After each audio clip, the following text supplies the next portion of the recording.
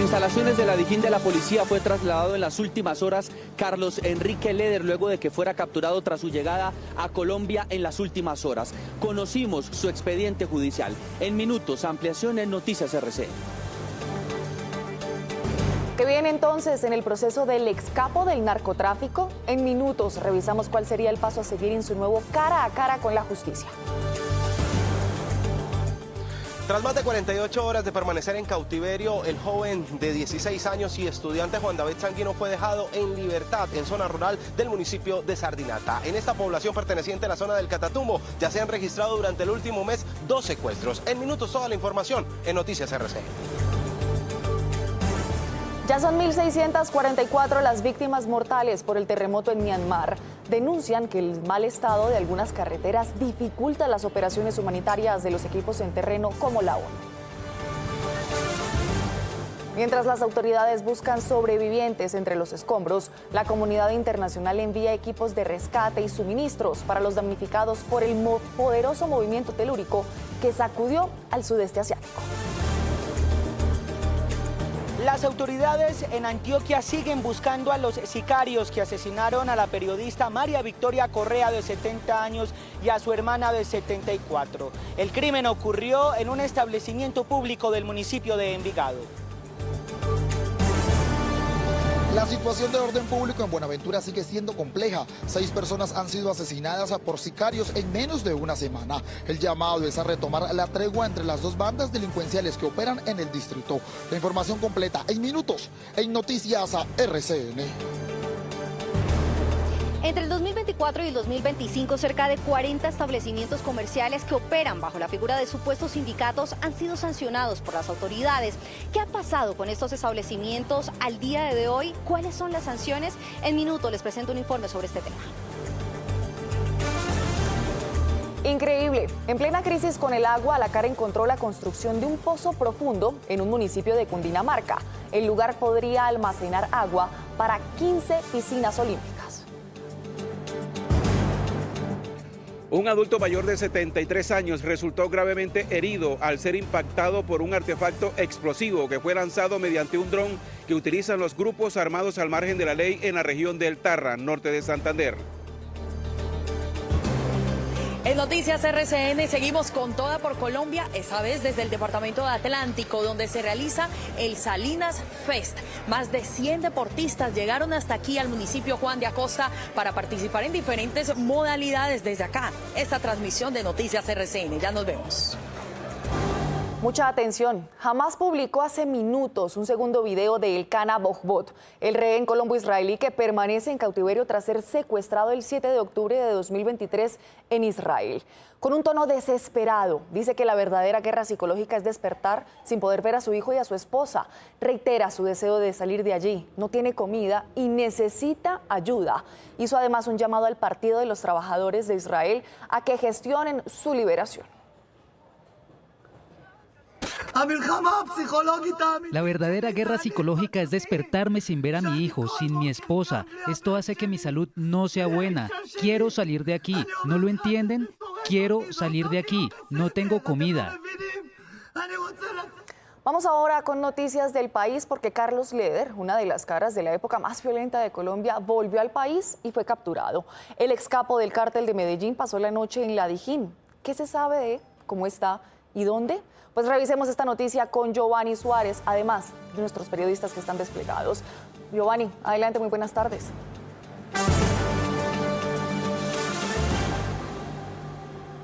Hola Paola, televidentes de Noticias RCN, ¿qué tal? Muy buenas tardes. Carlos Enrique Leder fue trasladado en las últimas horas aquí, a las instalaciones de la Dirección de Investigación Criminal e Interpol Dijín, exactamente en horas de la noche. Justamente aquí es en donde se encuentra esperando a que surtan trámite todo el proceso judicial que tiene aquí en Colombia. Conocimos el expediente judicial en el cual desde el año 2003, cuando se emite la primera orden de captura por fabricación posesión, tráfico y porte de armas de fuego y uso privativo de las fuerzas militares. Esa misma orden de captura del año 2003 fue reactivada y actualizada en el año 2017. Por ese motivo, el día de ayer en el Aeropuerto Internacional El Dorado, cuando llega nuevamente a Colombia, luego de más de 30 años de haber estado en el exterior, habiendo pagado una condena en los Estados Unidos y luego haberse dirigido al país de Alemania, cuando llega aquí a Colombia es capturado por las autoridades y traído aquí hasta la Dijín. Preparamos el siguiente informe para que ustedes conozcan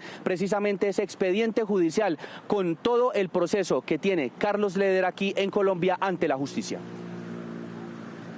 Este es el expediente judicial de Carlos Enrique Leder Rivas, conocido por Noticias RCN. Aquí está detalle a detalle los procesos con la justicia colombiana de quien es considerado como uno de los mayores capos del narcotráfico del cártel de Medellín. Esta orden de captura, emitida el 9 de julio del año 2003, mientras Leder aún pagaba cárcel en Estados Unidos, fue expedida por el Juzgado 18 de Ejecución de Penas y Medidas de Seguridad en la ciudad de Bogotá. Esa es la orden de captura por los delitos de fabricación, tráfico y porte de armas y municiones de uso privativo de las Fuerzas Armadas, que fue reiterada y actualizada el 28 de marzo de 2017. 28 de marzo de 2017, orden de captura. Leder Rivas Carlos Enrique. Dada la antigüedad de las órdenes de captura, procédase a la reiteración de las mismas. El 5 de abril, remiten la boleta de la orden de captura. Se libró orden de captura número 348 y 349 a nombre del penado Leder Rivas Carlos Enrique. Por este motivo, tras su llegada a Colombia, Interpol y Dijín hicieron efectivas las órdenes de captura en su contra. Mientras tanto, así fue trasladado en las últimas horas al búnker de la Dijín de la policía, en donde permanecerá mientras surtan efecto los trámites con la justicia. Bueno, pues ya sabemos cómo fue la captura y lo que pasó en las últimas horas, pero vamos más allá de la noticia y revisamos qué viene ahora para Leder, jurídicamente cuál es el paso a seguir. Pues como siempre, bien contado y bien explicado. Oscar, adelante con sus datos. Así es, Paola, pues el ex capo del cartel de Medellín deberá comparecer ante un juez colombiano para definir su situación jurídica tras conocerse que tiene orden de captura vigente por una condena pendiente. Como tal, no es una audiencia de control de garantías, sino más bien una verificación. Aunque no enfrenta nuevas investigaciones en el país, la justicia busca determinar si aún debe cumplir una pena impuesta en su contra. Si nada de esto sucede, pues en 36 horas deberá quedar en libertad. Veamos un poco de contexto de qué es lo que se viene en las próximas horas. Luego de la detención de Carlos Leder, un fiscal radicó audiencias para que sea designado un juez de control de garantías y se pronuncia frente a la legalidad de esta captura. De ser declarado legal este procedimiento, es decir, que se corrobore que sí existe una orden vigente para cumplir con condena y un requerimiento, el juez de garantías ordenará poner a disposición de un juez de ejecución de penas el primer día hábil siguiente, es decir, el próximo lunes. Como tal, no se trata de una audiencia de control de garantías, sino más de una diligencia de verificación y de recibir un aval de legalidad al procedimiento. Para su abogada, es ahí donde se podrá aclarar la situación del ex capo del narcotráfico. Si su condena sigue vigente, debe cumplirla, sin atajos ni privilegios. No obstante, hay que decirlo, es fundamental que en este proceso se determine con claridad si aún tiene deudas pendientes con la justicia de nuestro país. Si esto sucede en las próximas horas, el juzgado de control de garantías emitiría un auto y el lunes sería presentado Leder ante el juez 18 de ejecución de penas y medidas de seguridad para que él disponga sobre la condena. En el caso de esas condenas deberá verificarse si ellas todavía están vigentes. Entre tanto, la persona tendrá restricciones de su libertad y desde luego tendrá que comparecer debidamente ante los despachos judiciales para cumplir con los requerimientos que la justicia colombiana, luego de purgadas sus otras penas, eventualmente pueda tener en su contra. Su defensora explicó además cómo el 10 de marzo la Fiscalía emitió un documento en el que aseguraba que Carlos Leder no tenía anotaciones judiciales vigentes en Colombia, tampoco órdenes de captura. Sin embargo, en este momento las autoridades se encuentran verificando una orden de captura para cumplir condena por el delito de porte y tráfico de armas. Se espera verificar si hasta el momento ese delito no ha prescrito. En caso de ser requerido, podría pagar hasta 24 años de cárcel por este crimen. Bueno, bien contado y bien explicado, por eso queremos saludar a esta hora de la tarde a Sondra McCollins, quien es la abogada de Carlos Leder. Doctora McCollins, buenas tardes y gracias por estar aquí con nosotros en Noticias RCN. Muchas gracias, gracias por esta oportunidad y bueno, esperemos que las cosas tengan el fin que deben tener después de que se verifiquen los procedimientos legales y constitucionales que le debemos aplicar al señor Leder, aunque sea el personaje que es y aunque haya hecho lo que haya hecho hace más de 40 años. Bueno, pues comencemos por ahí, doctora McCollins. ¿Cuál es el fin que debe tener esta situación? ¿Sabía usted que iba a llegar a Colombia el señor Leder? ¿A qué vino a Colombia? Bueno, no sabía que iba a venir, porque si hubiera sabido le digo que no venga, porque desafortunadamente parece que las penas en Colombia jamás prescriben, no solo por el tema judicial, sino por el tema moral. Jamás le damos una segunda oportunidad a una persona que ya tuvo la oportunidad de pagar todas sus deudas con la justicia y pues no tenía ni idea que venía. Sí me hice las gestiones de verificación que no tuviera ningún proceso pendiente al que tuviera que atender, porque teníamos claro que no había procesos pendientes para pagar, porque él ya tuvo la oportunidad de ir a un consulado en Frankfurt para sacar su pasaporte y su cédula. Hicimos toda la gestión para que estuviera en legalidad. Ha sido un hombre que desde que salió se ha dedicado a escribir.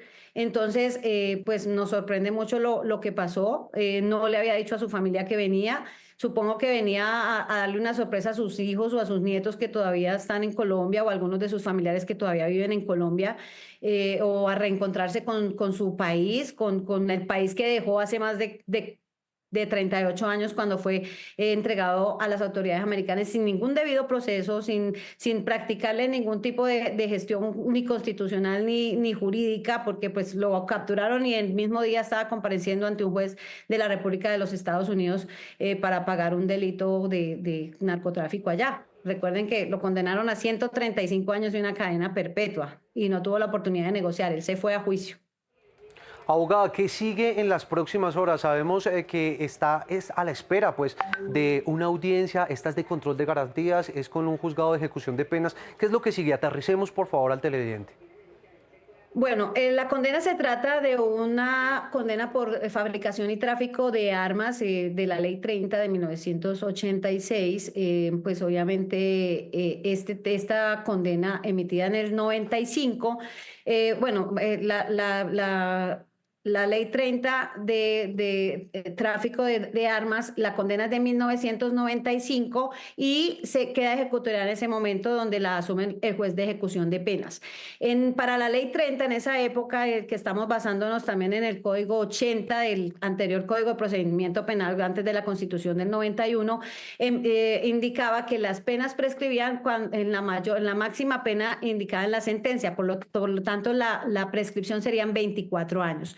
Cuando él sale en libertad en el 2020, ya esa pena había prescrito en el 2019. Por eso ni se reiteró la orden de captura que tenía vigente desde el 2017, ni fue solicitado en extradición ni en deportación para que los Estados Unidos lo entregaran a Colombia y no a Alemania, ni fue detenido cuando fuimos al consulado en Frankfurt para que emitiera sus documentos de identificación colombiana que no tenía hace 38 años. Entonces estamos esperando que el juez de garantías, de control de garantías, verifique que esa orden de captura ya no tiene vigencia, además que esa pena por la cual se está solicitando, que es tráfico y porte, pues ya prescribió, son 24 años, esperemos que esta vez sí tenga la oportunidad de recibir los derechos y las garantías constitucionales pertinentes y no se le violen como en el 87 y pues pueda recobrar su libertad como un hombre nuevo que es, socializado, escritor y que pueda salir a visitar a su familia y regresar a su hogar en Alemania. Abogada, ¿usted ha hablado con el señor Leder? ¿Qué le ha dicho? ¿En dónde está recluido en este momento? Anoche que estuvo con el intendente de la Interpol que hizo la captura, le permitieron una llamada, pude establecer en qué condiciones está. Recordemos que es un hombre ya octogenario, con unas condiciones de salud bastante complejas, él es un señor mayor y pues le hicieron toda la valoración médica y lo dejaron detenido en las instalaciones de la DIJÍN mientras se le asignaba a un juez con funciones de control y garantías para determinar la legalidad de la orden de captura. Doctora McCollins, ya para ir terminando, quisiera preguntarle, hay un grupo de víctimas del señor Leder allí en Medellín que están exigiendo que ya que está aquí en Colombia, pues diga toda la verdad de lo que sabe y están interponiendo también varios recursos jurídicos. ¿Usted sabe algo de ello? ¿Podrían ustedes también acceder a esta petición, a esta exigencia de las víctimas? Bueno, primero que todo, él ya contó toda la verdad de todo absolutamente lo que sabía en su libro. O sea, quien esté interesado en conocer la verdad lo puede leer porque tuvo la posibilidad de hacerlo desde que inició su criminalidad y cómo se desarrolló, sus con la política y todo lo que pasó alrededor de su vida criminal en Colombia. Segundo, si las víctimas tienen alguna petición frente a este proceso, que es un tráfico y porte de armas, y eso se fuera constituido como un delito de lesa humanidad, pues habría alguna posibilidad, de resto no, porque sería una violación a la Constitución, a la ley, independientemente que sea el señor Leder y lo que haya hecho en su momento, pues se le tienen que respetar sus garantías y sus derechos. Y pues las víctimas pueden interponer acciones de pronto simbólicas donde haya un proceso de perdón, de reparación, de verdad, que me parece importante, pero jurídicamente no, porque él ni está vinculado a ningún proceso de lesa humanidad, ni tuvo nada que ver con los actos de violencia extrema que vivió el país en su momento de manos del ex capo o el fallecido capo Pablo Escobar. Entonces, pues no tiene ningún pendiente con la justicia y no lo podemos simplemente juzgar ahora porque apareció y porque no somos capaces de pasar la página después de 40 años de los hechos ocurridos por los que él ya pagó suficiente cárcel, 135 años de condena, más una cadena perpetua que se le redujo por una situación que digamos que fue sui generis a 55 años y que pagó físicamente con 34 años bajo tierra en condiciones de soledad absoluta y pues violándole todos sus derechos humanos y garantías constitucionales. Bueno, pues a la abogada Sondra McCollins, gracias por estar aquí con nosotros en Noticias RCN. Nosotros seguiremos muy pendientes a cómo avanzan estas diligencias judiciales en las próximas horas y así conocer cuál será ese futuro del ex capo del narcotráfico, Carlos Leder. Paula, usted tiene mucho más y a la abogada muchas gracias. Oscar, gracias. Y es que miren, en los 70 y los 80 Leder se convirtió en el socio de Pablo Escobar y de paso en uno de los responsables de la época más sangrienta que ha vivido el país. Es por esto que las víctimas del cártel de Medellín están indignadas con el regreso del capo a Colombia y aseguran que van a interponer una denuncia penal para que tanto él como Fabio Ochoa cuenten la verdad. Julián, ¿qué más dicen? Paola, buenas tardes. Lo que están diciendo las víctimas del cartel de Medellín es que si bien Carlos Leder ya estuvo en una prisión de los Estados Unidos, debería también responder ante la justicia colombiana por los crímenes de lesa humanidad que cometió. Ese es el llamado que hoy está haciendo la familia del magistrado Álvaro Medina, quien, recordemos, fue asesinado en la década de los 80 luego de ordenar la captura del extinto narcotraficante Pablo Escobar Gaviria. Ricardo Medina tenía 8 años cuando el cartel de Medellín asesinó a su papá, el ex magistrado Álvaro Medina Ochoa, en abril de 1985. Siempre tuvimos durante el año anterior al asesinato de mi papá, es decir, del año 84-85, muchas amenazas. Mi papá fue abordado por abogados del cartel de Medellín ofreciéndole sobornos, mi papá lo rechazó, lógicamente. También muchas amenazas nos llegaban a la casa, sufragios y un montón de temas de ese calibre. Luego de 40 años, el crimen de su papá sigue impune. Por eso, ahora que los excapos del cartel de Medellín, Carlos Leder y Fabio Ochoa, regresaron a Colombia, creen que es momento de que paguen también una condena aquí en el país por los crímenes que cometieron. El caso de mi papá, extrañamente, fue archivado y está en la impunidad desde hace 40 años casi, y lo que pedimos es que se reabra ese proceso, que se declaren estos crímenes de los magistrados del Tribunal Superior de Medellín, Sala Penal, como de lesa humanidad. Carlos Leder, fundador del cartel de Medellín, estuvo preso 33 años en Estados Unidos.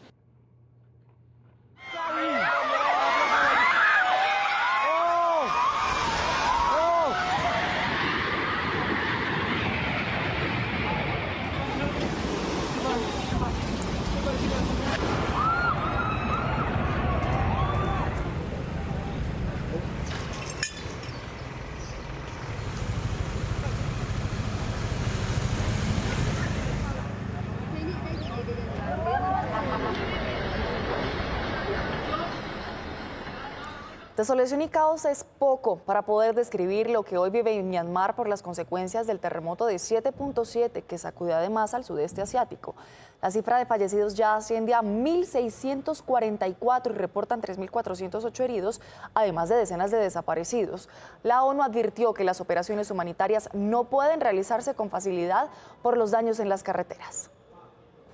Son imágenes del antes y el después del devastador terremoto de 7.7 que sacudió al sudeste asiático. El panorama es catastrófico. Así está Mandalay, ciudad cercana al epicentro y en donde la situación es especialmente crítica. Edificios, casas y hasta imponentes templos quedaron destruidos. Los aeropuertos están paralizados y grandes grietas en puentes y carreteras dejaron incomunicados a los pobladores.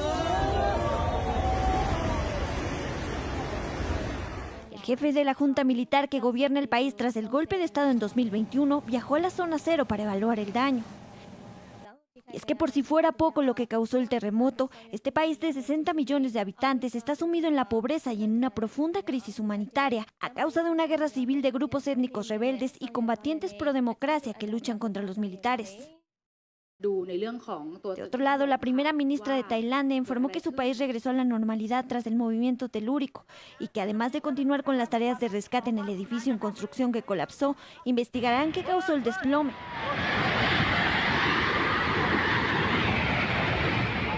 Mientras en el sur de China, a unos 300 kilómetros del epicentro, reportaron daños en más de 800 viviendas en el municipio de Ruili. Pues tanto en Myanmar como en Tailandia, cientos de familias se aferran a la esperanza de encontrar a sus seres queridos con vida. Y aunque ya informaron del rescate de personas que yacían entre los escombros, la ventana de ayuda está cerrándose cada vez más. Las autoridades señalaron que tienen un margen de 72 horas para hallar sobrevivientes. Todo sucumbió en Myanmar por un poderoso terremoto. Cientos de familias lloran la pérdida de sus seres queridos, mientras otros no pierden la esperanza de encontrarlos con vida. Como una trabajadora de la construcción que se aferra a la idea de reencontrarse con su madre y hermana. Ambas quedaron atrapadas bajo los escombros de un edificio en construcción en Bangkok, que se desplomó por el movimiento telúrico. Estaban trabajando en el 5º piso. Mi hermana corrió a llamar a mi madre y ambas bajaron corriendo. Pero parece que mi madre tropezó y se cayó. Mi hermana intentó ayudarla a levantarse, pero no pudieron salir. No es la única. Los padres de una joven de 18 años observan de lejos los trabajos de rescate, separados de su hija, quien estaría bajo toneladas de cemento. Esperan angustiosamente a que ocurra un milagro. Todo lo que puedo hacer es sentarme y esperar.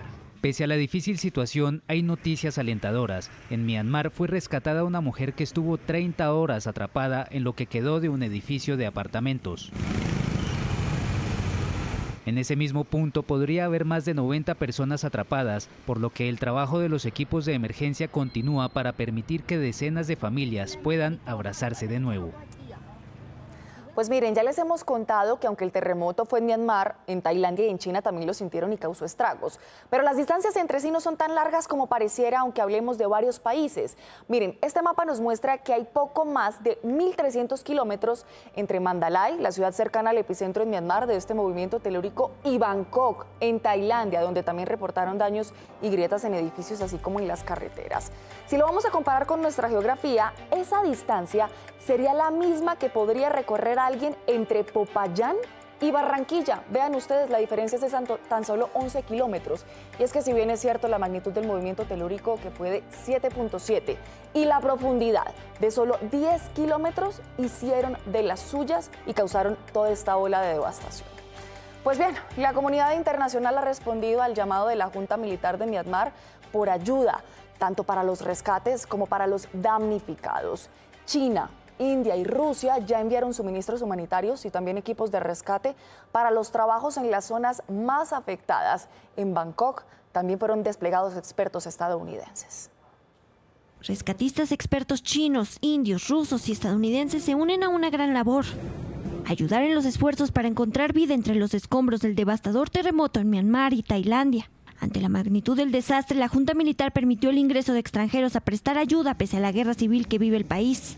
Los primeros en arribar fueron los rusos. Un equipo de 120 especialistas, incluidos perros de rescate, psicólogos y anestesiólogos, abordó anoche un avión en las afueras de Moscú. Más tarde, 37 miembros de la Organización de Rescate Civil China llegaron a Myanmar, equipados con detectores de vida, sistemas de alerta temprana de terremotos y drones. Prestarán asistencia en las labores de socorro y tratamiento médico. A ellos se sumaron más rescatistas e ingenieros chinos y militares estadounidenses que apoyarán en Tailandia, específicamente en Bangkok. Por su parte, la Organización Mundial de la Salud movilizó a sus equipos de gestión de emergencias para asistir a los heridos. Desde India fue enviado un primer cargamento de ayuda humanitaria con 15 toneladas con suministros esenciales para los miles de damnificados. Volvemos con noticias del país y nos vamos a norte de Santander porque en las últimas horas, Juan David Sanguino, el estudiante de 16 años secuestrado por un grupo armado ilegal el 25 de marzo, cuando salía de su casa para el colegio, se reencontró con su familia. Brandon, ¿cómo se dio la liberación? Buenas tardes. Buenas tardes, Paola. Así es, pues vea, lo que han indicado las autoridades es que cerca de la medianoche se tuvo información de este joven de 16 años que había sido, al parecer, abandonado en la vereda El Rubí, esto en población también del municipio de Sardinata. De allí se desplazó a una de las viviendas aledañas, se pudo comunicar con su familia, reunir con ellos y también allí se le dio aviso a las autoridades. En horas de la mañana fue trasladado a la capital de norte de Santander, donde está siendo evaluado por los galenos y además pues presentó un cuadro de deshidratación. Todavía no se sabe en qué grupo o qué grupo lo tendría. Se investiga si sería el ELN, las disidencias de las FARC o delincuencia común que también hacen presencia en esta zona. La angustia de una familia en el Catatumbo por fin terminó. Tras permanecer más de 48 horas secuestrado, el joven Juan David fue dejado en libertad. Según las autoridades, el menor de 16 años, que fue raptado el 25 de marzo, fue dejado por sus captores cerca a una vía rural en la vereda El Rubí. Allí buscó una vivienda para comunicarse con su familia. De acuerdo a las informaciones de último momento, en horas de la madrugada fue liberado el joven Juan David, el cual había sido secuestrado hace unos días en esa zona del municipio de Sardinata. En este momento la información que tenemos es que lo liberaron, se acercó a una de las casas en la vereda del Rubí y ahí estas personas conectaron con la familia. El estudiante fue encontrado con signos de deshidratación y desorientación, por lo que fue trasladado a la capital norte santandereana para ser evaluado en un centro asistencial. Exigimos que ningún niño, niña o adolescente sea víctima de la violencia. Los actores no estatales deben respetar su derecho a un buen futuro hoy y el Estado debe garantizarlo. En el último mes son 2 secuestros los que se han registrado en este municipio, perteneciente a la zona del Catatumbo.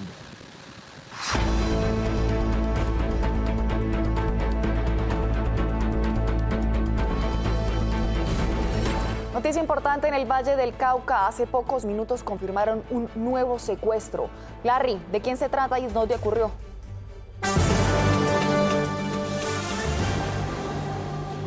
Paola, mire, se trataría de un veterinario en el municipio de Florida. Lo que dicen las autoridades es que este hombre se encontraba en su local comercial a 2 cuadras del parque principal del municipio de Florida. Hasta ahí llegaron hombres armados y lo obligaron a subirse a un vehículo. Lo que dicen además las autoridades es que un grupo de inteligencia de la policía a esta hora se encuentra monitoreando toda la ciudad y municipios cercanos para dar con el paradero del hombre. Pues aún se desconoce qué grupo de delincuencia estaría detrás de este hecho delincuencial, pues aún no se han comunicado con la familia. Lo que también se conoce es que este veterinario hace 2 años desarrollaba su actividad comercial en esta zona del Valle del Cauca y que sería hijo de una comerciante de la ciudad. Es una información en desarrollo que por supuesto en Noticias RCN estaremos muy atentos. Absolutamente, Larry, gracias por el reporte. Cambiamos de tema porque las autoridades confirmaron el hallazgo de los restos humanos incinerados de Ana María Caballero, una joven de 24 años de Rovira que había desaparecido en Neiva, Huila, desde el 16 de septiembre de 2023. Las pruebas forenses confirmaron la identidad de la víctima y la familia exige justicia por su trágica muerte. La investigación continúa para esclarecer las circunstancias del crimen y encontrar también a los responsables. 12:58, vamos a revisar lo que pasa en cada rincón de Colombia y lo hacemos desde donde nos toca, desde las regiones. Por eso, hoy estamos con Toda por Colombia, con Toda por el Atlántico. Rosy, ¿dónde anda y desde dónde nos va a contar hoy las noticias? Paola, televidentes, ¿qué tal? Muy buenas tardes. 12:58. Mire, estoy específicamente en el corregimiento Salinas del Rey. Esto hace parte del municipio Juan de Acosta, esto en el Atlántico, a unos 45 o 50 minutos de Barranquilla, hay que decirlo. Mire, este clima está espectacular. Hay solecito, sí, pero hay brisa, lo cual lo hace muchísimo más fresco. ¿Por qué estamos acá? Pues mire, se está realizando el Salinas Fest. Más de 100 deportistas de diferentes países como México, Canadá, Israel y otros lugares, también Brasil, vienen hasta este punto a competir en diferentes deportes. Estamos hablando de kitesurf y windsurf. Esto aquí, en este paisaje espectacular. A esta hora también hace presencia la Policía Nacional, el Grupo de Turismo, este evento organizado también por el Departamento de Atlántico e Indeportes de Atlántico. Desde aquí les estaremos mostrando y contando todo lo que está pasando en este evento que irá hasta el próximo 2 de abril. Mientras tanto, vamos a revisar más informaciones de nuestro país. Hay una que nos preocupa muchísimo porque un nuevo ataque con drones dirigido por un grupo guerrillero que se disputa el territorio en el Catatumbo ocasionó por poco una tragedia. Un adulto mayor resultó gravemente afectado por uno de estos artefactos. Le produjo heridas en gran parte de su cuerpo y fue atendido afortunadamente en un centro asistencial. Sin embargo, perdió una de sus extremidades. Hacemos contacto a esta hora con Álvaro Lora para más información de esta noticia. Álvaro, ¿qué más se sabe del caso? Adelante. Hola, ¿qué tal? Buenas tardes. Mire, este hecho lamentable ocurrió en la vereda San Isidro, perteneciente al municipio de El Tarra, región del Catatumbo, en norte de Santander, donde desafortunadamente uno de los grupos guerrilleros que se encuentran en disputa del territorio, de acuerdo con las autoridades, lanzaron un artefacto explosivo a través de un dron que desafortunadamente impactó en la vivienda donde se encontraba un adulto mayor de 73 años. Resultó con graves heridas y en este momento se encuentra en delicado estado de salud en un centro asistencial de Ocaña. El miedo entre las comunidades campesinas del Catatumbo, que se resistieron a salir de su territorio por causa de la confrontación armada entre las FARC y el ELN, aumenta a medida que cada uno de estos grupos subversivos utiliza métodos prohibidos en el derecho internacional humanitario. Ahora atacan a la población con drones. Paren ya este conflicto, esta guerra en el Catatumbo, porque ya pasó hasta los adultos mayores en estos momentos que están siendo afectados a través de estos artefactos explosivos desde los drones. Un adulto mayor de 73 años resultó con graves heridas al ser impactado por uno de estos artefactos cargados con explosivos que cayó al lado de una vivienda. Hacemos el llamado a la Defensoría del Pueblo, a las entidades correspondientes, a que se sienten con estos actores armados, porque la afectación en la región del Catatumbo pasó ya a la población civil. El ataque ocurrió en la vereda San Isidro del municipio de El Tarra. El adulto mayor, por la gravedad de sus heridas, tuvo que ser remitido al Hospital Regional de Ocaña.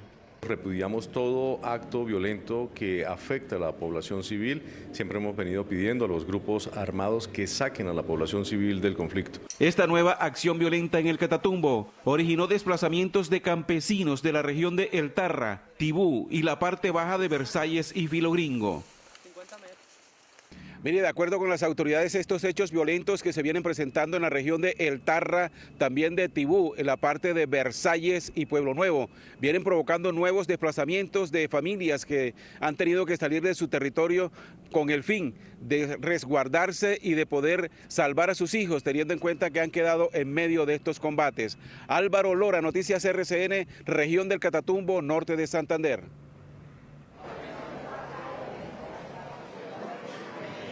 Álvaro, muchísimas gracias por esta información. Es que sí, la situación de violencia en el país es crítica y lo que está pasando en el Catatumbo es delicado. Hay un responsable de gran parte de esta matanza, el ELN. Miren, obtuvimos un documento sobre quién estaría ordenando estos ataques y esto fue lo que encontramos. Luego del alarmante informe publicado por Human Rights Watch, conocimos los perfiles criminales de los responsables de todo lo que ocurre en la región del Catatumbo en norte de Santander.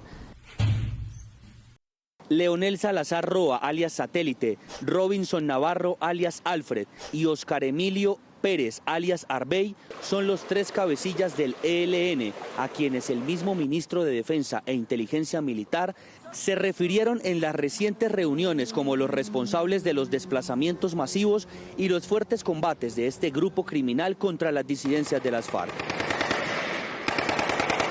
Satélite, de 50 años de edad, tiene 3 órdenes de captura en su contra y por lo menos 8 atentados terroristas que se ejecutaron bajo sus órdenes. Alfred, cabecilla del Frente de Guerra Nororiental, es uno de los criminales más buscados. Tiene por lo menos 15 atentados terroristas, de los cuales es responsable. Y alias Arbey, cabecilla de compañía, también tiene más de 14 acciones terroristas que ocurrieron bajo sus órdenes. Dicen las autoridades que las alarmantes cifras y los desgarradores testimonios de los que habla el informe son responsabilidad directa de hombres como ellos, quienes en medio de una disputa territorial desestabilizaron una región golpeada por la violencia. 1:04 p.m. Con pruebas de laboratorio y revisión de cámaras de seguridad de las autoridades en Antioquia, buscan a los sicarios que asesinaron a una reconocida periodista y su hermana en el municipio de Envigado. En el ataque armado, otra familiar de las víctimas resultó herida. Julián Vázquez, bueno, ¿qué se sabe de estos 2 presuntos responsables? Adelante. Rosy, buenas tardes. La investigación fue asumida por 5 equipos de investigadores del Grupo contra Homicidios de la Policía Metropolitana del Valle de Aburrá, quienes en estos momentos tienen en sus manos cientos de horas de grabación de las cámaras de seguridad de este sector y también 2 motocicletas que serían los vehículos en los que se movilizaban los sicarios que cometieron el crimen en el establecimiento que está a mi espalda. Las motocicletas fueron encontradas unas cuadras más adelante de este sitio y allí se pudo establecer que abordaron un vehículo tipo taxi que también está siendo buscado. Noticias RCN conoció el video del vil asesinato. María Victoria estaba en un establecimiento del municipio de Envigado junto a sus hermanas y un sobrino. La mesa que eligieron para sentarse fue la del ingreso al lugar, justo por donde ingresaron los sicarios. Un primer delincuente le apunta a la periodista, pero el arma se encasquilla. Es ahí cuando un segundo hombre ingresa y le dispara a las 3 mujeres, de las cuales solo una sobrevivió. María Victoria Correa tenía 70 años y fue la voz detrás del programa radial Le Contaron a Vicky, que se emitió por la cadena radial Todelar. Siempre, usted cuando se encontraba con María Victoria, la veía risueña, jovial, feliz, alegre como periodista. Siempre la conocí muy ponderada. No entendemos qué fue lo que pasó. María Victoria era una persona muy alegre. Siempre tenía una sonrisa en la boca. Siempre estaba presta a ayudarnos en lo que necesitáramos, como colega, como amiga.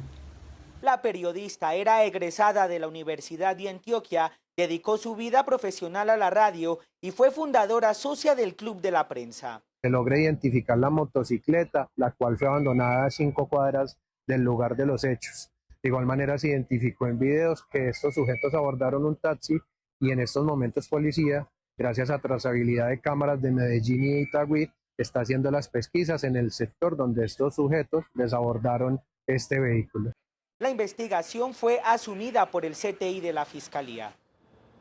Nuestra solidaridad con la familia de esta colega. De Antioquia nos vamos al Valle del Cauca porque en zona rural de Palmira fue asesinado un líder social y comerciante de café. Según las autoridades, el cuerpo fue hallado con varios impactos de bala. Larry, ¿qué más dice la policía?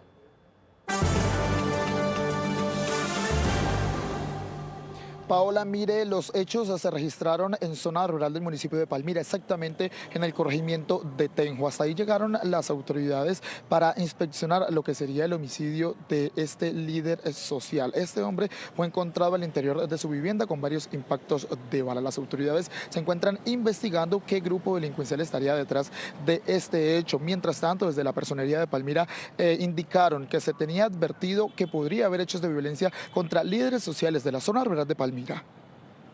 Quien desafortunadamente pierde la vida por arma de fuego. En este momento el grupo de investigación judicial de la Policía del Valle se encuentra adelantando las actividades pertinentes con el fin de identificar y encontrar evidencias que nos permitan llevar a cabo una investigación y lograr la captura de estos delincuentes. Vale. Y nos trasladamos al principal puerto del Pacífico, donde la situación de orden público sigue siendo compleja. Pues mire, en menos de una semana 6 personas han sido asesinadas por sicarios en el principal puerto del Pacífico. Lo que dicen las autoridades es que se necesita retornar la tregua entre estos dos grupos delincuenciales que operan en el distrito para así poder devolver la tranquilidad a los bonaverenses. Mientras tanto, las autoridades continúan desplegando operativos significativos en Buenaventura. La racha violenta continúa en Buenaventura. Al menos 6 personas han sido asesinadas en menos de una semana. El homicidio de un comerciante y el ataque a 4 personas dentro de una vivienda genera temor y zozobra en los bonaverenses. Estas personas son trasladadas hasta la clínica Santa Sofía para brindarle atención médica. Lamentablemente 2 de ellas fallecen por la gravedad de sus heridas, un hombre y una mujer. Desde la Gobernación del Valle insisten en la necesidad de retomar la tregua entre chotas y espartanos, con estrictos protocolos de seguridad. Es que esa mesa jurídica, si se va a reactivar, pues tendrá que tener unos compromisos claros de cómo se van a comportar las personas que están detenidas en la cárcel de Buenaventura, porque si no, pues van a tener que trasladarlos, porque va a ser muy difícil la situación que se está viviendo. Ante la ola violenta, preocupa el incremento significativo en la comisión de delitos. Sigue siendo el narcotráfico y el tráfico de armas de fuego lo que allí se predomina y obviamente esto suscita a hechos de homicidio que no se deberían presentar. En Buenaventura, 44 personas han sido asesinadas durante el 2025. Y seguimos ahí en el Valle del Cauca porque producto de la difícil situación de orden público en el suroccidente del país, gobernadores de varios departamentos se reunieron con el ministro de Defensa, esto para reforzar la seguridad en la región. Larry, ¿quiénes estuvieron y a qué conclusión se llegó? Rosy, mire, en este Consejo de Seguridad del Pacífico estuvieron reunidos los gobernadores tanto de El Cauca, la gobernadora Dilian Francisca Toro, como gobernadora del Valle del Cauca, la gobernadora del Chocó y también el gobernador del departamento de Nariño, además de la presencia de varios alcaldes del Valle del Cauca y también de alcaldes de El Cauca. Se llegaron a varias conclusiones, entre ellas, pues va a llegar a diferentes acuerdos con el Ministerio de Defensa para así darle frente a la delincuencia y a estos grupos criminales que tienen bajo la zozobra y bajo el temor a los habitantes, en especial del departamento del Cauca y en el sur del Valle del Cauca. Estos grupos al margen de la ley han reorientado sus estrategias y nosotros debemos de tener la capacidad suficiente para responder. Y eso se hace con inteligencia y contrainteligencia. Lo que queremos es que haya una guerra frontal contra el narcotráfico, la minería ilegal. Hemos solicitado también el desminado humanitario. Es un flagelo del orden del derecho internacional humanitario, junto con el reclutamiento de menores de edad para el conflicto y para la guerra. Lo más importante de esta cumbre fue la unidad de los 4 departamentos alrededor del tema de la seguridad y la construcción de paz y transformación territorial en nuestras regiones.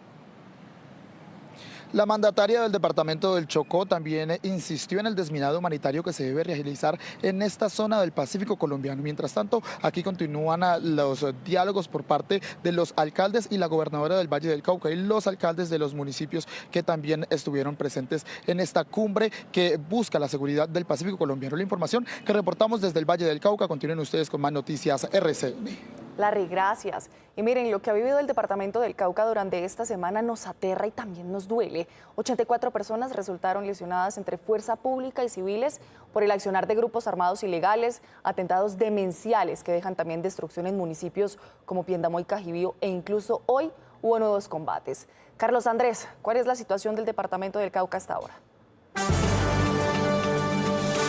Paula, Paula y televidentes, buenas tardes. Pues estas estrategias requeridas por los gobernadores, especialmente por Octavio Guzmán, gobernador del Cauca, pues han sido atendidas por la fuerza pública. Por ejemplo, estamos aquí en el Batallón de Movilidad y Maniobra Aérea de Combate del Ejército Nacional. Hay constante presencia de las aeronaves listas para reaccionar en caso de cualquier alteración de orden público. O el blindaje a la vía Panamericana esta mañana funcionó. Miren, la gente advirtió sobre presuntos disidentes cerca a la Panamericana. Al parecer pretendían hacer una incursión sobre la ruta internacional. Reaccionó rápidamente la tropa del batallón José Hilario López y se enfrentó a los presuntos delincuentes. Al parecer los disidentes pretendían salir a la vía Panamericana, pero el despliegue mecanizado y de infantería del ejército los confrontó. Iniciamos el combate, se inicia una especie de fuego y maniobra en la cual pues estos terroristas lo que hacen es huir del sector. Las tropas perseguían a los delincuentes y nuevamente habría sido instrumentalizada la población civil. Nos encontramos en combates. En este momento la población civil atenta contra nuestros vehículos, dañando nuestras ventanas, nuestros vidrios, atentando contra nuestros soldados en palos y piedras. Así va concluyendo una de las semanas más violentas en la historia reciente del Cauca, con 75 civiles heridos en acciones terroristas de las disidencias.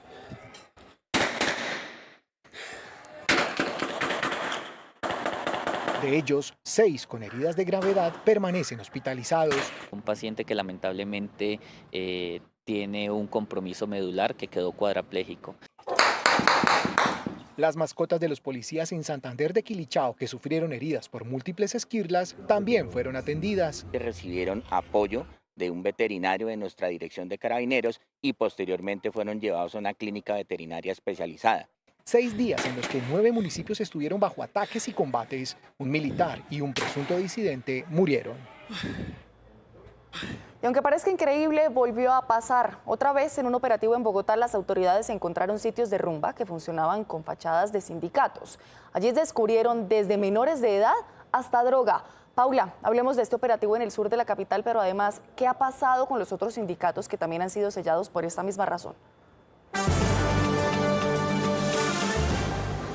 Así es, Paola, muy buenas tardes. Yo los saludo desde el sector de las ferias. Ya le cuento por qué estoy aquí. Usted me pregunta, ¿qué ha pasado con estos sindicatos y qué pasó ayer? Justamente las autoridades lograron el sellamiento de 2 establecimientos comerciales que funcionaban como discotecas, pero bajo la fachada de sindicatos. Justamente entre el 2024 y el 2025, las autoridades han logrado el sellamiento de cerca de 40 establecimientos de este tipo. Yo les saludo desde la localidad de Engativá y en este sector de las ferias porque aquí se encuentra uno de los que en los últimos días o recientes días fue sellado justamente aquí. Él se llama El Búnker, este establecimiento. Es conocido en el sector y nosotros incluso aquí en Noticias RCN lo habíamos denunciado. Ellos fueron sellados porque la policía encontró sustancias, armas de fuego, armas blancas y también la presencia de menores de edad. Le cuento rápidamente, ellos fueron suspendidos durante 10 días y eso es lo que puede hacer la Policía Metropolitana de Bogotá cuando hace la intervención o esa primera intervención. Pueden sellarlos entre 3 a 10 días.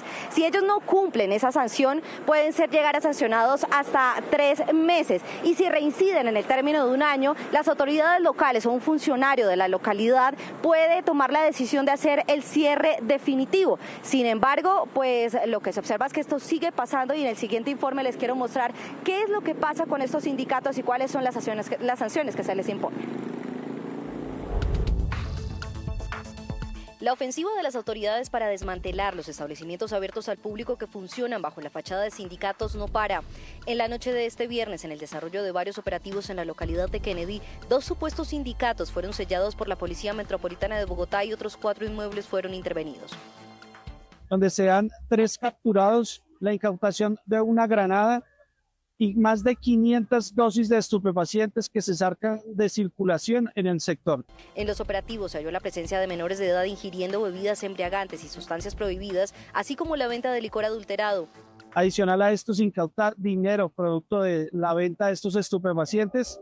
Se suspenden la actividad económica a 3 establecimientos, ya que no cumplen con los documentos y adicional se tienen licor que no está apto para la venta. Con estos ya son 38 los establecimientos sancionados que operan como sindicatos para evadir los controles de las autoridades entre el 2024 y el 2025. Las sanciones iniciales van desde los 3 hasta los 10 días de suspensión de la actividad comercial. Sin embargo, si reabren en ese término de tiempo, la sanción puede ser extendida a 3 meses. Y si finalmente en el lapso de un año se reincide 2 o más veces, las autoridades locales pueden sellar el lugar definitivamente. 1:17 p.m. En plena crisis con el agua, la CAR descubrió la construcción de un pozo en Cundinamarca. Esa agua la iban a usar con fines agrícolas. Angélica, pero para que la gente entienda, ¿qué se podría hacer con toda esa agua que iban a usar en ese pozo? Buenas tardes. Así es, Rosy, muy buenas tardes. Pues el agua que estaba siendo captada era utilizada para el riego de un cultivo de cebolla. Era equivalente incluso a 15 piscinas olímpicas y según las mediciones, 671 personas en Bogotá se podrían abastecer del agua diariamente. Aquí los detalles. Sin permisos ambientales y con una captación de agua de 51.500 metros cúbicos, fue encontrado un pozo profundo construido en la vereda Taravita del municipio de Fuquené. El agua que se estaba captando para el riego en un cultivo de cebolla es equivalente a la capacidad de 15 piscinas olímpicas. Tanto así que se podría abastecer de agua a 671 personas de Bogotá en un solo día. Durante la inspección observamos que del pozo profundo se extraía agua mediante un equipo de bombeo sumergible con diámetro de succión de 2 pulgadas y manguera de descarga de 3 pulgadas. La sanción se impondrá bajo una multa de 5.000 salarios mínimos legales, el sellamiento del pozo y medidas de compensación y restauración. Y en medio de tremenda crisis de medicamentos y de salud que pasa en el país, pues ya se cumplieron 2 semanas de la instalación de las mesas técnicas. Pero ¿cuál es el balance hasta ahora? ¿Qué dicen los gremios y los pacientes? Bien contado y bien explicado con Gloribet Pardo. Hay inconformidad con la manera como se vienen desarrollando las mesas técnicas para calcular cómo se debe la insuficiencia de los dineros que cubren las atenciones en salud y que se denominan unidad de pago por capitación o UPC. Le hemos expresado al Ministerio nuestra inconformidad con la metodología como se está llevando a cabo la mesa.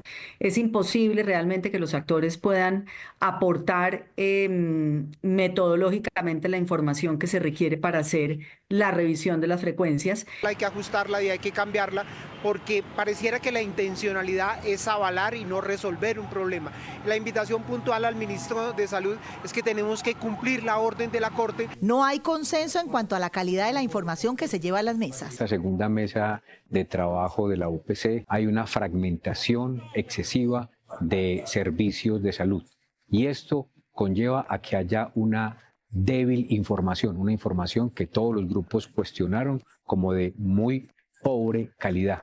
Para nosotros, y con la información que le llevábamos ayer al Ministerio, hay información de calidad, pero hay un problema de procesamiento desde el Ministerio y sobre todo de estandarización en ese análisis. Desde la nueva EPS intervenida y con alrededor de 11 millones de usuarios, hubo en las mesas un reconocimiento de la necesidad de aumentar en 11 puntos, es decir, casi en un 17% la UPC. Participantes, por ejemplo, como la nueva EPS, sugieren que hay un rezago en la UPC de alrededor del 11%. Es decir, que ellos estarían requiriendo un 11% más en la UPC actual. Las mesas se reunirán de nuevo el próximo jueves. Llega el momento de hacer una pausa al comerciales, pero los invitamos a que vean las imágenes del eclipse solar parcial que fue apreciado en el hemisferio norte. Países como Europa, continentes como Europa y países como Canadá, Estados Unidos e incluso Marruecos pudieron apreciar el fenómeno en el que la luna ocultó parte del sol. Para ver este tipo de eclipses, ojo a esto, es necesario utilizar gafas especiales para proteger los ojos. En minutos regresamos con toda la información deportiva. 1:44 p.m. Esas imágenes corresponden a las espectaculares playas del Atlántico. Sí, donde estamos transmitiendo a esta hora, específicamente del municipio Juan de Acosta, porque se ha convertido en el centro de atención del departamento. Este ha sido el escenario del Salinas Fest, este evento deportivo que reúne a más de 100 deportistas nacionales e internacionales, los deportistas en algunos deportes como el kitesurf. surf. Hay que decirlo, estos deportistas vienen de países como México, Alemania, Cuba, Brasil, entre otros, y vienen aquí a disputarse en varias categorías y modalidades. Desde aquí nosotros hemos estado acompañándolos, contándoles todo lo que está pasando. 32 grados, dicen las plataformas digitales que hay a esta hora aquí en el Departamento del Atlántico, aquí en Juan de Acosta. Vamos a seguir revisando noticias de esta misma región, de esta misma zona. Un grave accidente de tránsito se presentó recientemente y dejó varias personas heridas en el sur de Barranquilla. El accidente quedó registrado en cámaras de seguridad. Un furgón colisionó contra la parte externa de un local comercial. Daniela Mora tiene todos los detalles. ¿Qué dicen las autoridades y cómo están los heridos? Daniela. Rosy, nosotros originamos este reporte desde otro punto de las playas de Salinas del Rey en el Atlántico, pero continuamos con información, con noticias generales. El reporte entregado por las autoridades de tránsito explica que fueron 6 personas las que resultaron heridas luego de que este furgón colisionara contra la terraza de un establecimiento comercial en el que se encontraban tanto personas como varios vehículos, entre ellos varios bicicoches parqueados. Entre los 6 heridos se encuentra un menor y afortunadamente todos lograron ser trasladados hacia centros asistenciales. No se conocen detalles específicos sobre su estado de salud, salvo que se encuentran fuera de peligro. Las autoridades de tránsito indicaron que la conductora era una mujer que evidenciaba señales de conducción por horas y tiempo prolongado bajo el volante. Al parecer, esta habría sido la hipótesis por la que se produjo el accidente. Las imágenes sin duda son impresionantes. Conozcamos el reporte oficial por parte de las autoridades de tránsito en el área metropolitana de Barranquilla. Un vehículo tipo furgón colisiona con un bicicoche que se encontraba parqueado a un costado de la vía. De este evento resultaron 6 personas lesionadas, las cuales fueron remitidas a centros asistenciales, pero ninguna reviste gravedad. La Seccional de Tránsito y Transporte de la Policía Metropolitana de Barranquilla invita a toda la ciudadanía a que respete las normas y señales de tránsito, que no conduzca bajo los efectos del alcohol y que respete los límites de velocidad. Y miren este plan que podrán disfrutar en familia para apoyar a la Fundación Tiempo de Juego. Es una iniciativa que transforma desde hace 19 años la vida de jóvenes que sueñan con un futuro mejor. La cita es el próximo miércoles 2 de abril en el Club El Nogal. Y Luisa Velázquez habló con su fundador, Andrés Wiesner, y le contó más detalles de esta labor social.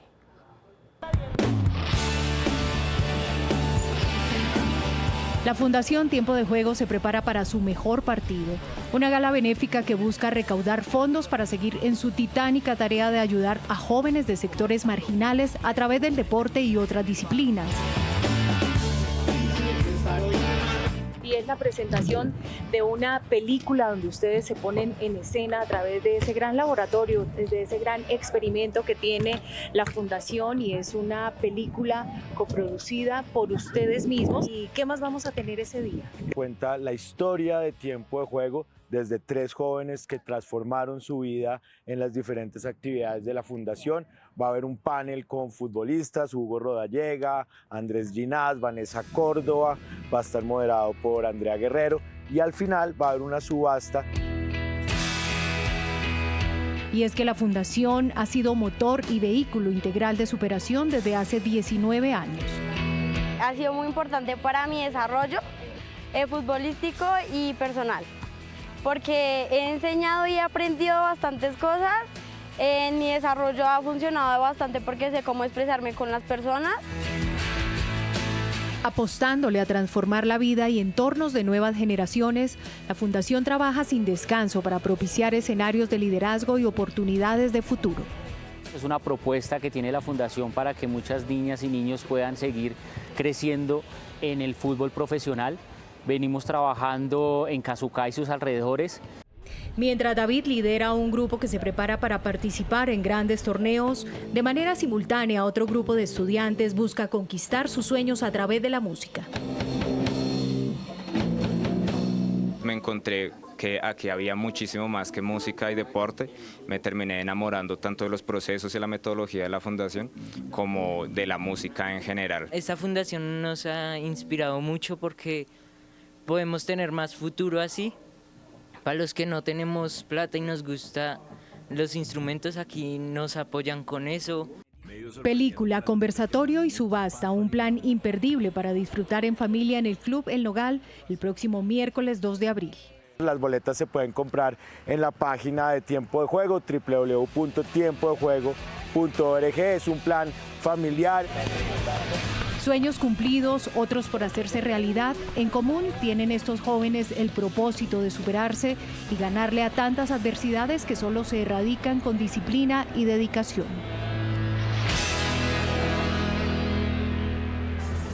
Por más iniciativas así, llega el momento de hacer una nueva pausa aquí en Noticias RCN. Al regreso nos vemos en segunditos con un nuevo repaso de información internacional. Ya volvemos.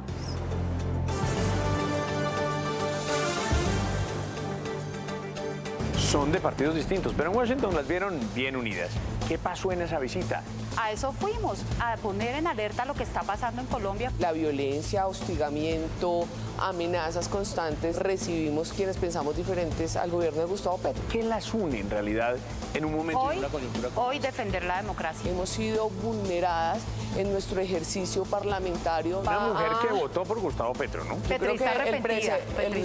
No sé. La culpa no es de quien votó por Petro, sino del que defrauda, del que miente. Encontrémonos mañana a las 7 de la noche. 20 segundos nos separan de las 2 de la tarde y es momento de ponernos al día con más información internacional. Turquía vivió una nueva jornada de manifestaciones por la detención del alcalde de Estambul. Cientos de ciudadanos se congregaron este sábado en el distrito de Maltepe para exigir su liberación y también rechazar las políticas del presidente Recep Tayyip Erdogan. Miles de turcos salieron a las calles en lo que fue una nueva jornada de protestas en contra del encarcelamiento del alcalde de Estambul. Con banderas y pancartas acudieron al llamado de la oposición al gobierno de Recep Tayyip Erdogan para exigir la liberación de Ekrem İmamoğlu, su posible rival en las próximas elecciones presidenciales. Durante la concentración fue leída una carta escrita por el funcionario encarcelado. Erdogan da una orden injusta o ilegal tras otra. Su maldad consiste, una vez más, en imponer una carga económica a nuestra nación. No tengo miedo, están conmigo y a mi lado. No tengo miedo porque la nación está unida. La nación está unida contra el opresor. Opositores denuncian que los cargos de presunta corrupción contra el alcalde son infundados y tienen motivaciones políticas. En esta oportunidad, la convocatoria fue en la explanada de Maltepe en vez del ayuntamiento de Estambul, donde en ocasiones anteriores hubo enfrentamientos con las autoridades. Vamos a Ucrania, donde no cesan los ataques de Rusia. El más reciente impactó la ciudad de Dnipro en una zona de hoteles, restaurantes e incluso viviendas. Autoridades ucranianas informaron que 4 personas murieron y 19 más resultaron heridas. El bombardeo con drones además desató un incendio.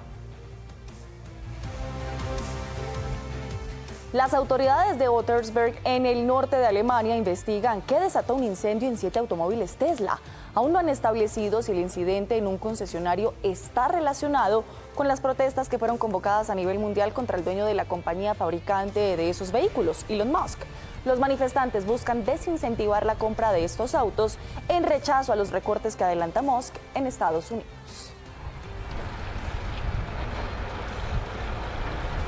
Dinamarca rechazó el tono de las críticas de Estados Unidos sobre la seguridad en el Ártico, refiriéndose a Groenlandia, pero al tiempo manifestó su disposición de trabajar con Estados Unidos en fortalecer la presencia militar en la isla, pues el ministro de Asuntos Exteriores danés señaló que en la Guerra Fría había 17 bases militares estadounidenses en Groenlandia.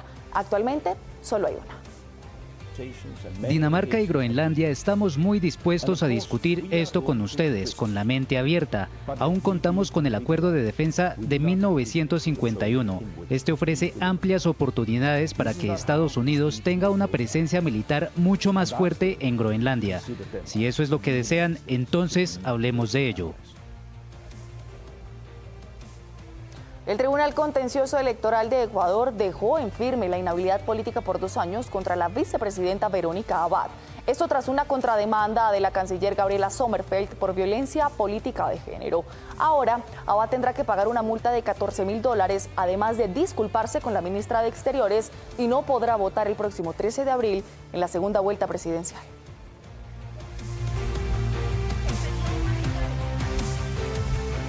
El repaso por las noticias del mundo termina en Perú, donde cientos de personas exigieron al gobierno de Dina Boluarte hacerle frente a las extorsiones que aquejan a colegios privados en Lima.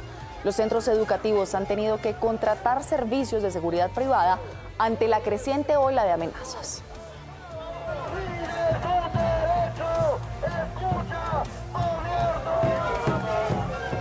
Volvemos con noticias del país porque a partir del 1 de abril 15 municipios de Boyacá no contarán con suministro de gas natural, según la empresa Enercer. Esto debido al incumplimiento del pago por parte del gobierno nacional de los subsidios estatales que son aplicados a los usuarios de estratos 1 y 2. Ángela Porras, ¿qué dicen los boyacenses ante esta falta del suministro? Paola, televidentes, buenas tardes. Claramente están bastante preocupados y esta es la razón. En una casa en donde usualmente venían pagando entre 4.500 pesos hasta máximo 16.000 pesos por el recibo del gas natural mensual, hoy van a tener que comprar una pipeta, un cilindro de gas de 40 libras que tiene un valor de 232.000 pesos. El mes siguiente, cuando se les acabe y deban recargarlo, tendrán que recargarlo por 114.000 pesos. Y esto se traduce en un incremento que supera el 250% únicamente por familias. Esto todavía sin hablar de las afectaciones para los comerciantes y las diferentes agremiaciones. Esto es lo que nos ha dicho la comunidad de estos 15 municipios del departamento de Boyacá. Esta es la crónica de una crisis anunciada. Desde el 23 de enero, las empresas que suministran el servicio de gas en Boyacá habían alertado sobre la situación crítica de subsidios del servicio del gas natural. Sin embargo, 2 meses después, el gobierno nacional no atendió su llamado. Ahora 22.000 familias se quedarán sin servicio. Esperamos que efectivamente el gobierno nacional escuche a esta empresa que viene anunciándonos desde hace 3 meses la grave crisis financiera que es ocasionada por el no pago de los subsidios. Según comunicado de la empresa Enercer, el incumplimiento del pago por parte del gobierno nacional de los subsidios estatales para los estratos 1 y 2, que asciende a los 1.900 millones de pesos, es el detonante de esta crisis que afecta a familias, comerciantes y gremios. Y de eso es que yo vivo, por el medio del gas que yo consigo para trabajar en mi negocio.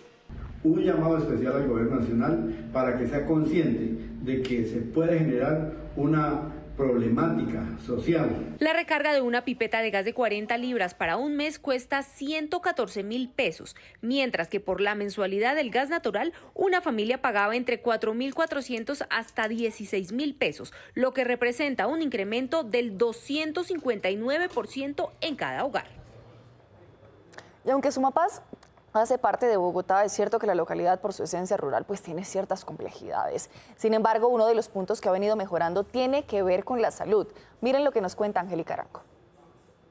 A 3 horas de la capital del país queda ubicado Nazaret, un centro poblado que hace parte de la cuenca Río Blanco, territorio de Sumapaz. Allí está una de las unidades de servicios de salud que tiene la localidad 20 de Bogotá, que a pesar de la distancia está dotada y puesta al servicio de los sumapaceños. Aquí cumplimos con las necesidades de los pacientes, ¿listo? Contamos con 3 ambulancias, una básica, que está aquí en la unidad de Nazaret, una medicalizada y una básica en la cuenca de San Juan. La distancia no es un impedimento para que los equipos médicos recorran estas montañas en búsqueda de los pacientes que lo requieren. Por lo general, nosotros manejamos un celular, que es donde los pacientes se comunican para solicitar los servicios de urgencia.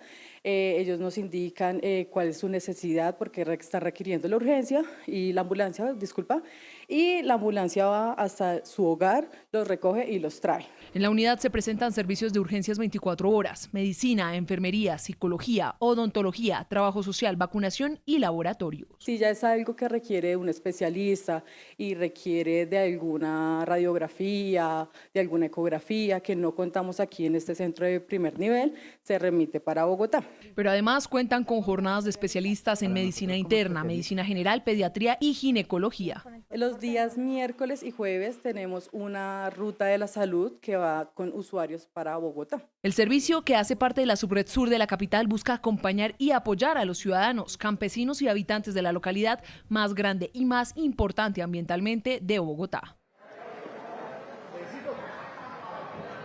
Y en varios municipios de Bolívar comenzaron los cortes en el servicio de electricidad. Según la empresa Afinia, esta es una estrategia que busca minimizar las pérdidas en algunas poblaciones de esta región. Bien contado y bien explicado. Rupert, adelante, buenas tardes.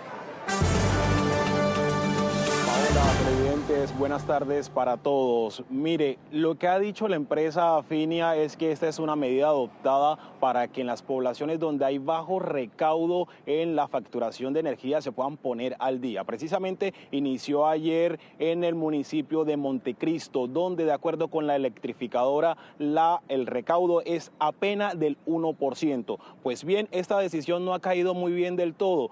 Ha sido criticada. El gobernador de Bolívar la calificó como una vergüenza. Mientras tanto, desde el municipio de Montecristo, en el sur de Bolívar, han dicho que esta es una decisión apresurada por parte de la empresa Afinia. Pero ¿cómo, cuándo y dónde aplicará esta medida? En el siguiente informe les contamos. Desde este 28 de marzo entró en vigencia los cortes de energía o periodos de continuidad concertado en algunos municipios de Bolívar. Con esta estrategia se busca mejorar los índices de recaudo en el departamento, según indicó la empresa Afinia. ¿Esto qué significa? La regulación nos habilita para que con base en una fórmula establecida se pueda definir el número de horas que los clientes van a tener el servicio de energía. La medida arrancó en el municipio de Montecristo, sur de Bolívar, donde de acuerdo con la electrificadora el recaudo es inferior al 1%. Se espera que los cortes de energía se extiendan a otras poblaciones como Calamar y Atillo de Loba, así como en 3 sectores de Cartagena. Al recibir el pago de la energía que consumen, nos hace una empresa sostenible para poder seguir aumentando nuestras inversiones en temas de calidad del servicio y garantizando el servicio al 100% del área de influencia donde Afinia opera. La decisión fue rechazada por la Gobernación de Bolívar y la Alcaldía de Montecristo. Los servicios públicos los tiene que garantizar el Estado. Ya nadie en Colombia, en el mundo, puede vivir sin luz, sin energía. Nadie puede vivir sin agua. Rechazamos la decisión drástica tomada por la empresa en hacer los cortes de energía en nuestro municipio. Sin embargo, los racionamientos de energía están programados para los días lunes, miércoles, viernes y domingo, desde las 7 de la mañana hasta las 4 de la tarde. En Santander, miles de familias del municipio de Puerto Wilches tienen temor por posibles inundaciones causadas por el río Magdalena, cuyos niveles permanecen altos por las lluvias. Camilo Santos, ¿qué dicen las autoridades?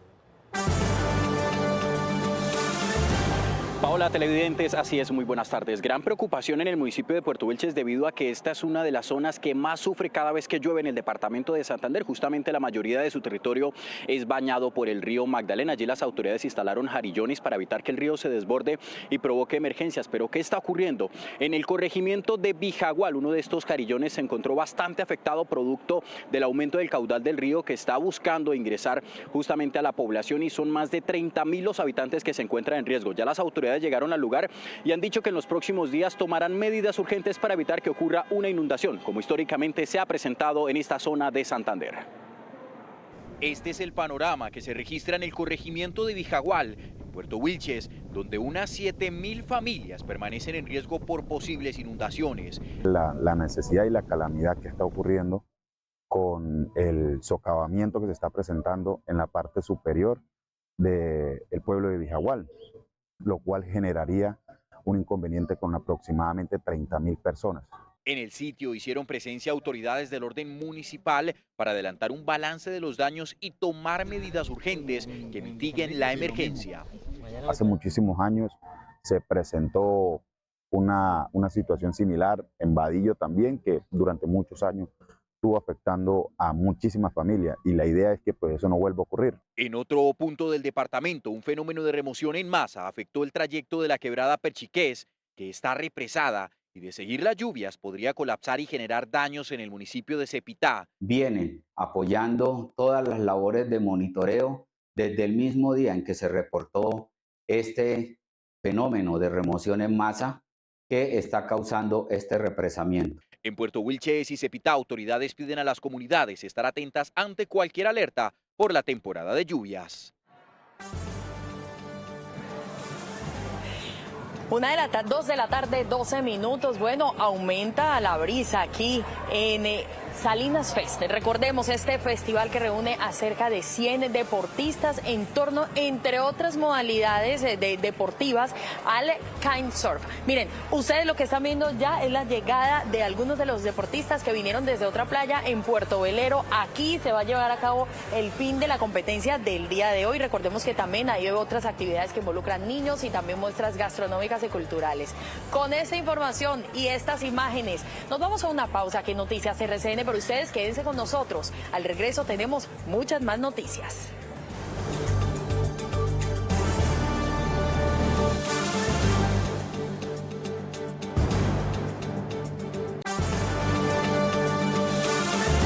Continuamos con más en Noticias RCN. Con el paso intermitente por la vía que de Medellín conduce al Magdalena Medio, a la altura del sector de Porce, avanza el 6º día del paro minero en el nordeste de Antioquia. En las últimas horas, los manifestantes llegaron a un primer acuerdo con el gobierno. William Vázquez, volvemos con usted. Cuéntenos de qué compromisos estamos hablando.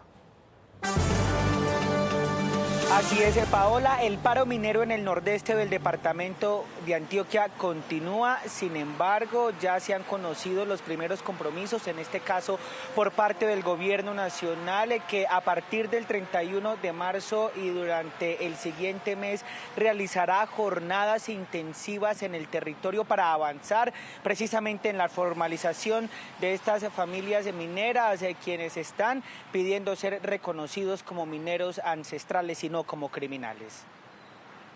Luego de una larga espera, los conductores que se encontraban con sus vehículos represados en Santo Domingo, Antioquia, pudieron continuar sus trayectos. Los mineros que se encuentran en paro aceptaron habilitar el tránsito de 9 a 11 de la mañana y de 5 de la tarde a 7 de la noche. Ya saben, comunidades que pueden coordinarse en estos horarios para que puedan hacer sus quehaceres, sus compras y puedan movilizar lo que necesiten movilizar a cada uno de sus municipios.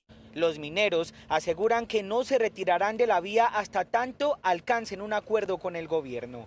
Por lo pronto, el Ministerio de Minas anunció que a partir del lunes se adelantarán jornadas intensivas para avanzar en la formalización minera de las familias que se dedican a esta actividad en la subregión. Y allí le pedimos consideración no solamente al Ministerio Público, sino a quienes infortunadamente están en el ejercicio de esas protestas, que aun cuando les asiste un legítimo derecho, pues como siempre se ha manifestado, la libertad de uno llega hasta cuando restringe o limita la libertad de circulación o vulnera derechos de otros ciudadanos.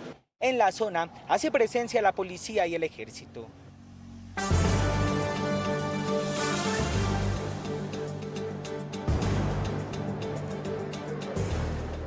Pues seguimos nosotros desde el Atlántico mostrando estas bondades, esas playas que sí que han sido un punto de atractivo para los turistas que llegan hasta acá. Y es que justamente el Atlántico se sigue consolidando como un centro de turismo deportivo. Miren, recientemente además se inauguró un ambicioso proyecto, un escenario para los deportes náuticos de alto nivel. Daniela Mora ha estado indagando, muy juiciosa en qué consiste, cómo se desarrolla, quiénes pueden participar. Daniela, usted está justamente en otro punto de acá, de Juan de Acosta. ¿Cómo va este proyecto? ¿En qué consiste?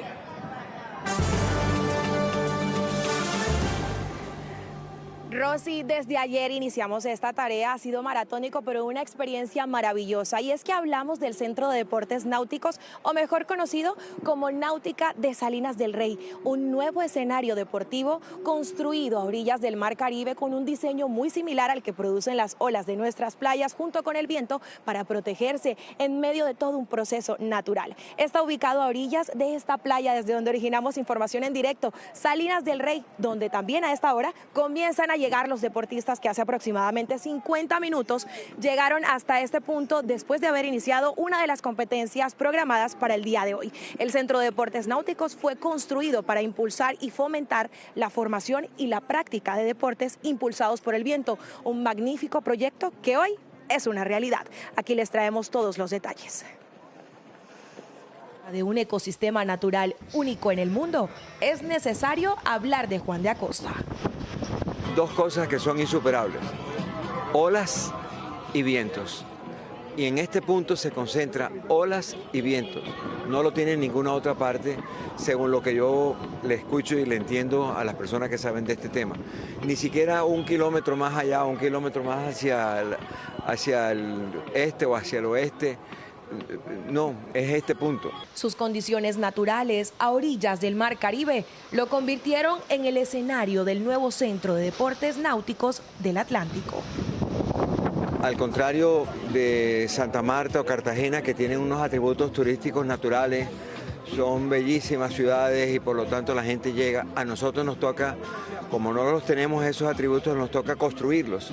Y por eso hemos construido este sitio, para tratar de que cada vez venga más gente y que se posicione el Departamento del Atlántico también como un destino turístico deportivo. Un moderno espacio con más de 2.000 metros cuadrados, perfectamente diseñado para la práctica de deportes impulsados por el viento. La misma naturaleza y el mismo espacio natural dio a esta iniciativa. ¿Por qué? Porque se vio la necesidad de que muchos deportistas de talla internacional y nacional llegaban a ese lugar solo por el tema de los buenos vientos, excelentes vientos para practicar todas estas actividades deportivas. De ahí nace una oportunidad de brindar un servicio de calidad a esto que se ha generado a través del turismo deportivo. Su infraestructura, similar a las dunas producidas por el viento en zonas de playa, lo convierten en el spot perfecto para los amantes del deporte, los atardeceres y la naturaleza. Lo que más me impresionó fue principalmente toda la estructura, porque está todo muy bien hecho y ya he visitado muchísimos otros países, muchos lugares en Europa, en toda América, y nunca he visto algo tan bien hecho como aquí, que se involucra a toda la comunidad, tiene las escuelas de kite de la comunidad, tiene los chicos que navegan y apoyan, y todo está muy bien hecho para el desenvolvimiento del turismo. Además de zonas gastronómicas, comerciales y de contemplación, Náutica Salinas del Rey alberga 4 escuelas de formación con capacidad para más de 300 deportistas. En medio de la crisis que se vive en el país por las dificultades en la entrega de medicamentos y también el cierre de servicios para pacientes de la nueva EPS, el Hospital Pablo Tobón Uribe de Medellín se declaró en emergencia hospitalaria. El Hospital Pablo Tobón Uribe de Medellín no da abasto. Los servicios de urgencias para adultos y urgencias pediátricas tienen una sobreocupación que supera el 190%, por lo que no están en la capacidad de recibir más pacientes. El hospital ha decidido informar a las autoridades competentes y gestionar el apoyo adecuado para esta situación. Se solicita comedidamente a los usuarios de las diferentes EPS consultar a otros centros de salud de su red prestadora de atención. Asociaciones médicas piden oxígeno para las clínicas y hospitales de Antioquia. Llamamos a la intervención de las autoridades tanto del orden nacional como regional y local, debido a las graves situaciones que se presentan. Otra de las preocupaciones del gremio de la salud en Antioquia es la cartera de 3,8 billones de pesos que tienen EPS y el gobierno con la red hospitalaria pública y privada del departamento.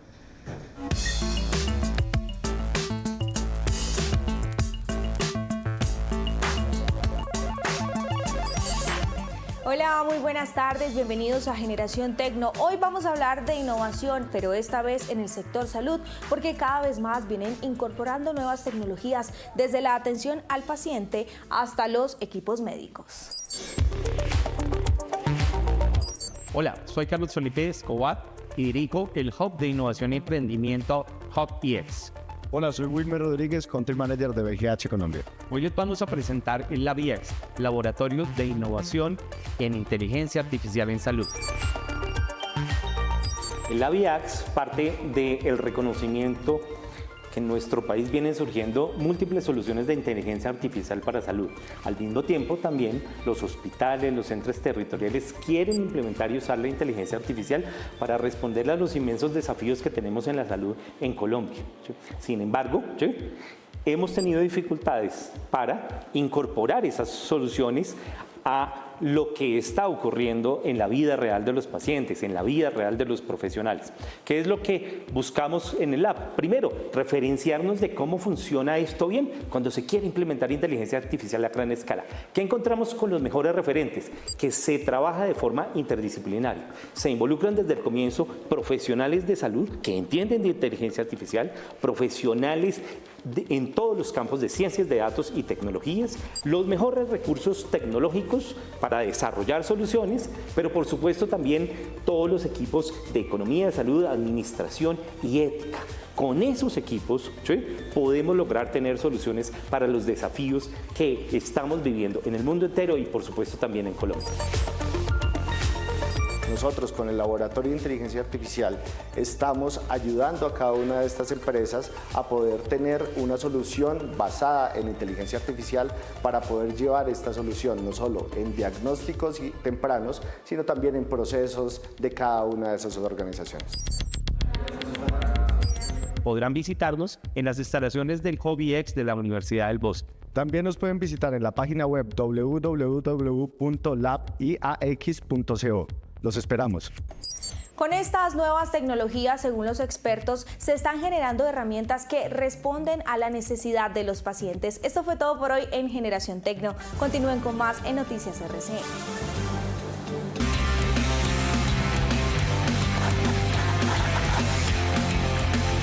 Recibir un diagnóstico médico complicado le puede cambiar la vida a cualquier persona. Y eso fue lo que le ocurrió a nuestra protagonista de hoy cuando le diagnosticaron que tenía un tumor.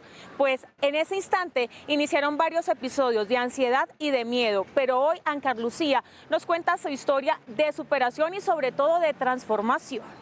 El informe médico me dijo, al parecer no es un mal diagnóstico, pero sí es una muy mala ubicación donde está ubicado el tumor.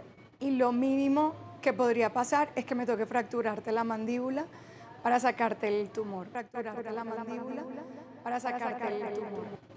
Y yo me puse a llorar. Desde el primer momento, Ancar Lucía tuvo que enfrentarse a la incertidumbre. Cuando recibió su diagnóstico, su primera reacción fue la negación. Decía, esto no me puede estar pasando a mí. Dos, tenía una fe absoluta que eso no le sucede a la gente que es buena.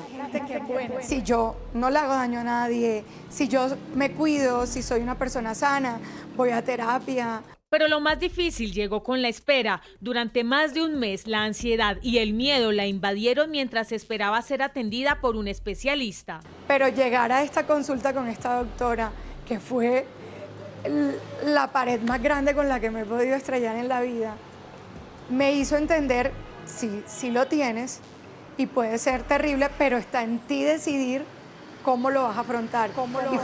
Yo no lo puedo explicar. Fue como si me hubieran hecho un cambio de clic en un segundo sí, lloré mientras estaba en el consultorio, pero apenas me levanté y salí, dije no más.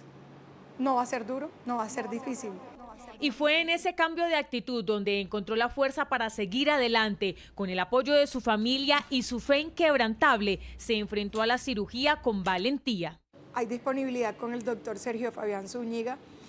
A mí me lo han recomendado, me dijeron que él era el jefe de cirugía de cabeza y cuello de aquí del Hospital Nacional y me han dicho que es maravilloso y me dice, claro, con él sí hay cita. Y me dan cita para la siguiente semana. Entonces, para mí, eso es un milagro. Cuando yo entro a la consulta con él, él ve mi caso y me dice, ¿por qué la doctora te expuso tanto? Jamás te debieron haber hecho la biopsia previamente. Era demasiado riesgoso por la ubicación. Yo voy a tratar de entrar por el paladar a operarte para no tocar el nervio. Sin embargo, hubo un momento que la marcó para siempre, contarle la noticia a su abuela. Mi abuela se molesta muchísimo porque le estaban negando todo, pero es que no éramos capaces de decirle que yo tenía un tumor y que me tenían que hacer una cirugía. Mi abuela lo supo realmente hasta enero cuando me operaron. Y ese fue solo el inicio del camino. No podría abrir la boca, no podía masticar. Yo, si acaso podía hacer esto, duré una semana completa en la que ni siquiera cepillarme los dientes podía, con 2 cicatrices abiertas. Y fue ahí cuando en un momento de su recuperación entendió que su enfermedad no solo era física, también había un peso emocional. Y que lo que viniera de ahí en adelante para mí era ganancia.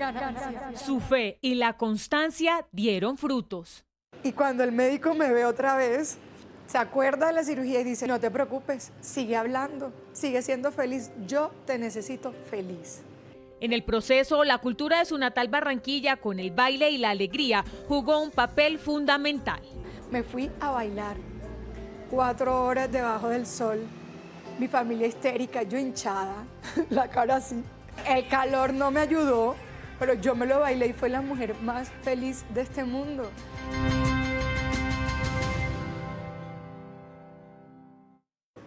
La historia de Ancar Lucía nos ayuda a recordar que ante la adversidad se puede crecer, sanar y sobre todo encontrar un propósito. Yo los invito para que nos compartan más historias como esa a través de nuestras redes sociales. Estas mujeres que inspiran RCN. Nos vemos.